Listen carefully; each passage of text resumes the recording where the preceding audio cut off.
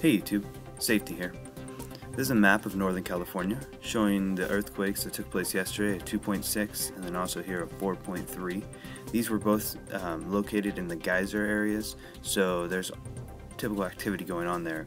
But this one here was a 3.3 off the coast of Northern California yesterday as well. Now this one here is a 5.3 that just took place recently today, and it's a little further north.